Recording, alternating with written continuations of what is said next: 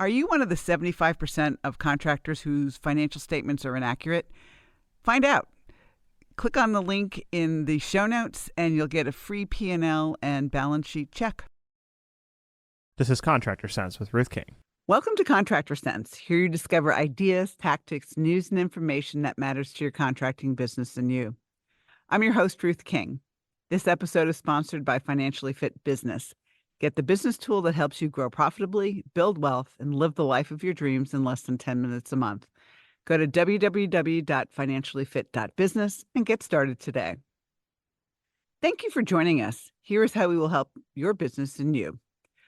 What if you could increase your closing rate at the kitchen table? What would that do to your bottom line? My guest today, Drew Cameron, will give you 3 easy ways to close more at the kitchen table. Drew, welcome to Contractor Sense. Well, thanks for having me, Ruth. I greatly appreciate it. Oh, my pleasure. How long have you been in the HVAC industry? A long time. I guess right now, 52 years. I started at age 6, emptying ashtrays and trash cans in the office. Yeah, it sounds familiar. Yeah. And there's an absolute love of it. And for the few listeners who don't know who you are, give them your 2-minute or 2-second elevator pitch. Or 2 minutes, your choice. Well, I have a long history in the background and grew up as a son of a boss in the contracting business and worked in every facet of the contracting business that did residential new construction, as well as commercial. And then we ultimately sold to a local utility that was doing a consolidation. I worked for one of the national consolidators as well. But really the last, 20 odd years or so, has been focused on helping people kind of develop and evolve into the best version of themselves as individuals, as well as in their role. And we tend to focus on business owners, managers, as well as salespeople and technicians, and really kind of the business development aspect of the business. We can work on all facets of the business. But I'll leave the financial aspects and operational aspects to people like you and others that do so well at that. And I tend to like to focus on the business development with marketing, lead generation, branding, sales, and that connectivity with sales professionals and technicians in the home. Do you see a difference? I mean, there are so many techs who either love or hate to sell. A lot of techs go, especially the old school ones, say, I'm a tech. I'm not supposed to sell anything. And It's like, okay. And then the younger ones really want to educate the customer. And by educating the customer, we both know that you sell more. Yeah, but I think there's a kind of a misnomer that I think just continues to this day that, Okay. Technicians, like you said, some of them have a stigma about sales, and they don't understand that all you're doing is offering customers information and options. That's right. That's all Yeah. you're doing. And so, you're always selling. If you have, a choice of go to bed or stay up with your kids, it's information and options, right? If it's somebody that you're looking to date, it's information and options. I mean, that's all you've done your entire life. And so when you migrate into a technician or a sales professional role, your job is to offer information and options to customers. We basically say, teach them how to buy, teach them where value comes from, give them good information, and then let them choose. Yeah. Get out of their way, and they'll make a good decision. 90% of the time. Yeah. Or Yeah. 99% of the time. Every once in a while, I'll roll my eyes at a decision a customer makes. But, it's their money. It's their house. It's their decision. As long as we've done and educated the customer, I'm fine with that. I am totally fine with it. Yeah. Customer, they get to choose their experience in life. yeah, exactly. Mhm. One of the things that I talk about a lot, especially with people say, I'm not a salesperson. Oh, really? Suppose you want to go out someplace with your husband. Right. Isn't that selling? Exactly. I mean, and again, you're sharing information, exchanging of ideas. It's collaboration. I mean, at the end of the day, like I said, sales gets a bad rap, and unfortunately, television and movies and society don't do us any service by how they kind of portray salespeople.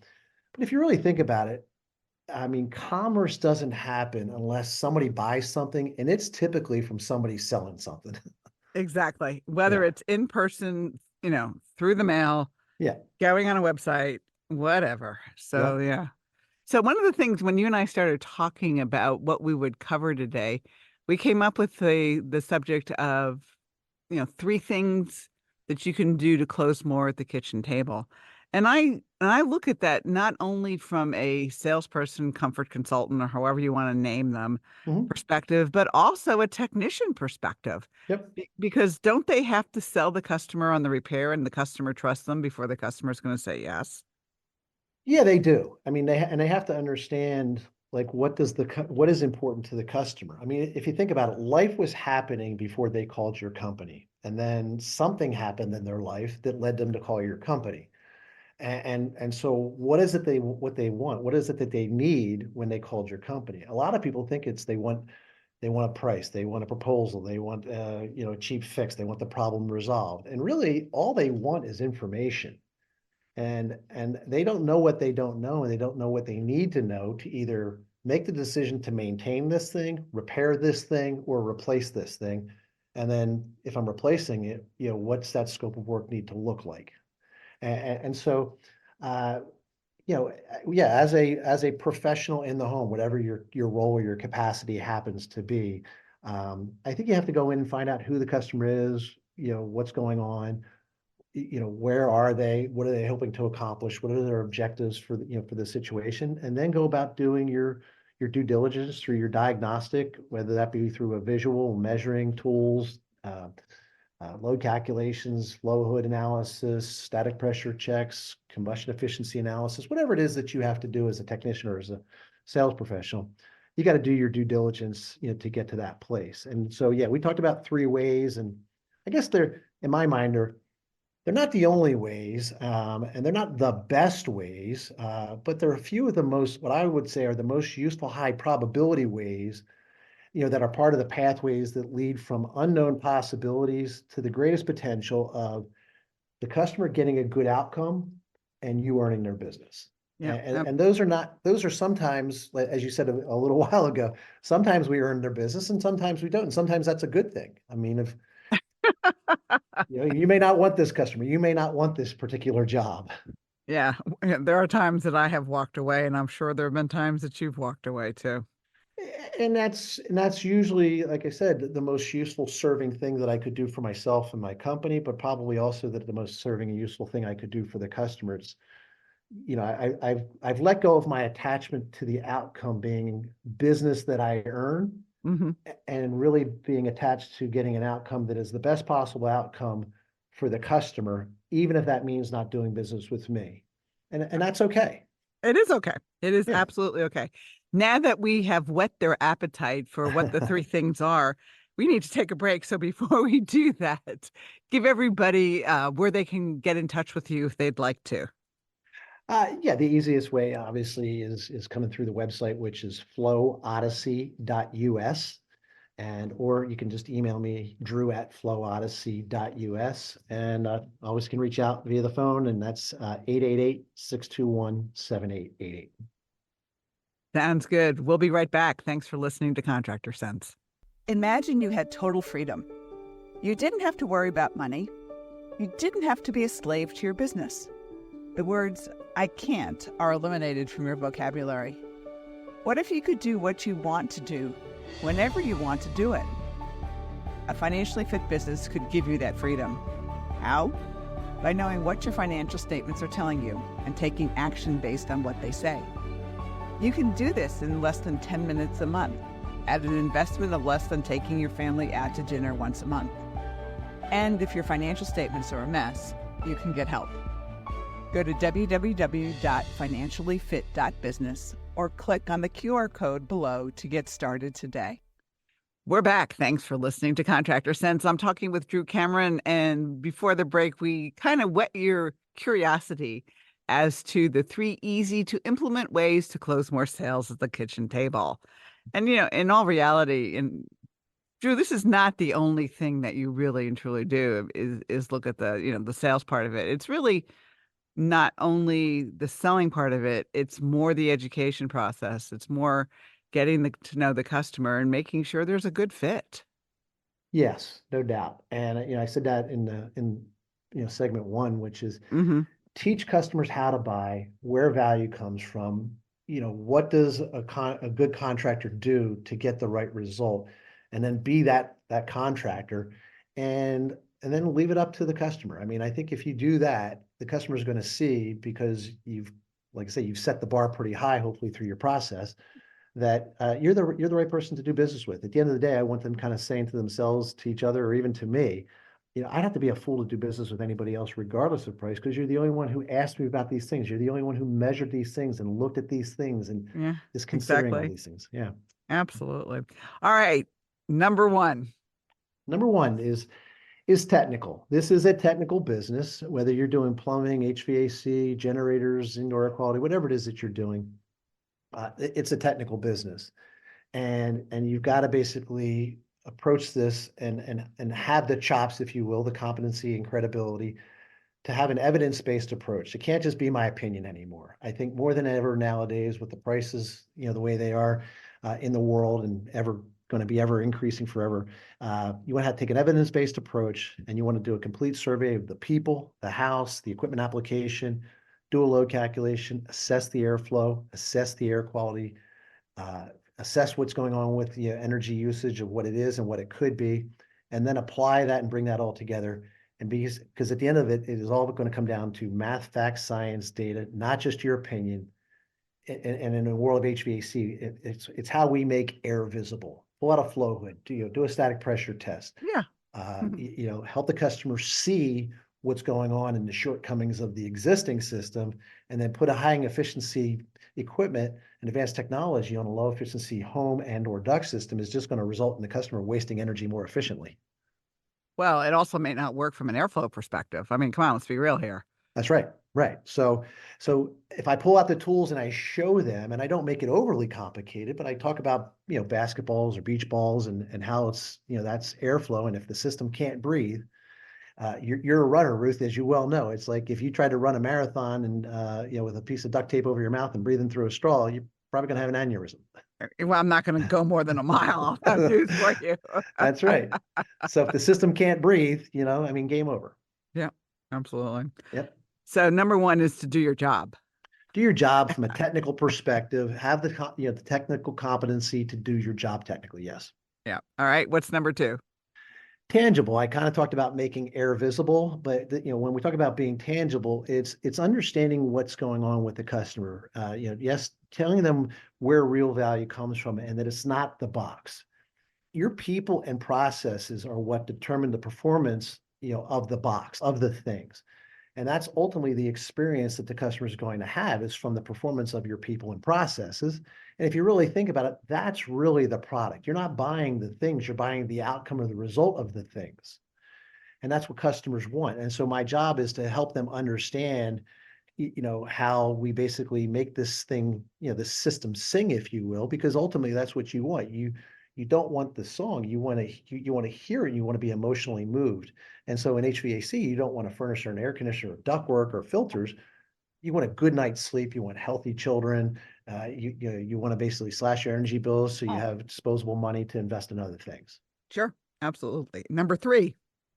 Number three is basically the tactical, and that's where we kind of pull everything together and we use our tools, right? So we have menu pricing. We don't use proposals anymore. Proposals are crutches for weak salespeople and weak sales processes, in my opinion. And so I teach customers, how to buy and where value comes from by providing them options and giving them all of the choices that are available to them, even ones I know that maybe aren't a fit, maybe are outside the price range of consideration, and things I probably even know they might even say no to, because by letting them see everything that's available to them in the options menu, it gives them context and perspective, and it gives them things that they can say no to, which is yes, not that. I want to do business with you because now I trust you and I understand everything that's available to me. But see, if I only offer you like maybe my one or two entry level or mid level options, and I don't show you the high level option, my mid level in your mind is the highest price thing that you see. But if I show you a $30,000 solution and you settle on a $17,000 solution, and you said no to the 30 and you said no to the $12,000 solution, now 17 feels pretty good. Yeah, I funny story. This is a technician, a company for all intents and purposes who shall remain nameless, but their techs are selling techs. There are no comfort consultants in this company. Yep. And we got them professional, and they had never sold a high efficiency anything. Mm-hmm. One of their guys, once we put the pricing methodology in place, Mm-hmm. sold a customer on the highest efficiency furnace you can buy, and he was just shocked. It was hysterical to hear him tell the story. Well, you gave all the options. The Yeah. customer wanted the best. Yeah. And here's the thing. Everywhere we go in life, we have complete freedom to explore every option and choice that's available to us. Yet as contractors, we go in the home and we show them what we think they will buy or what we think they can afford, and we don't let them see everything that's available. And the problem is you've taken away context and perspective. Yeah, Yeah. absolutely. Yep. It was funny. It just, as you started talking about that, I remembered his face, and it was pretty funny when he was telling the story. He goes, I was shocked. Why, you gave the customer all the options. They Yep. chose what they wanted. I mean, that Yep. was your job. And then with your warranties and guarantees, we talk about you not only remove the risk, but then you reverse it. And that's hence the money back guarantee, right? We give them a 1 or 2 year money back guarantee, depending on the level of solution that they buy. And we basically say, listen, you can rewind time. If this turns out through people, processes, or the ultimate experience of what you bought doesn't give you what you desired, I'll rewind time. You give me an opportunity to fix things, but I'll rewind time, pull it out, give you all your money back, no risk, you can't lose. And so now I've not only made, what's valuable, important to them, I've made it affordable through payment options, and then I've made it risk-free. I've made it attainable. Yeah, absolutely. That's how you do it. You Yep. got it. Yep. Yeah, you gotta All make it, you gotta help people feel good about what they spend. It's not about what we spend, it's about how we feel about what we spend. Yeah. I mean, it's not about price, it's about value, it's about understanding, and it's about choice. You got it. Yeah, absolutely. All right, final thoughts.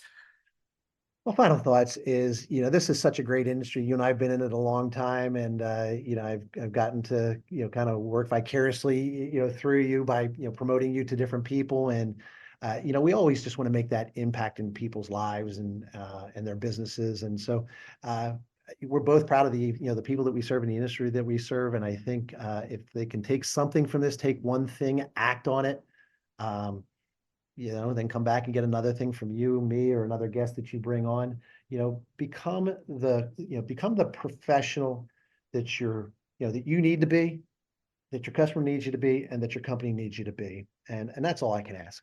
Yep, absolutely. Give the website one last time. Flow Odyssey, which is FLOW, Odyssey, ODYSSEY.us. Thanks, Drew, for being with us. Thank you, Ruth. And thanks to all of you for joining us. Choose one thing that you discovered and implement it in your business. These ideas, tactics, and strategies help you make more money, have more free time, and give back. If you like today's program, spread the word. Please review this podcast on any device you're listening to it on. Help a fellow contractor make more money too. For comments or questions, call me at 770-729-0258 or email Ruth King at hvacchannel.tv. Thanks for listening. Have a great and profitable day.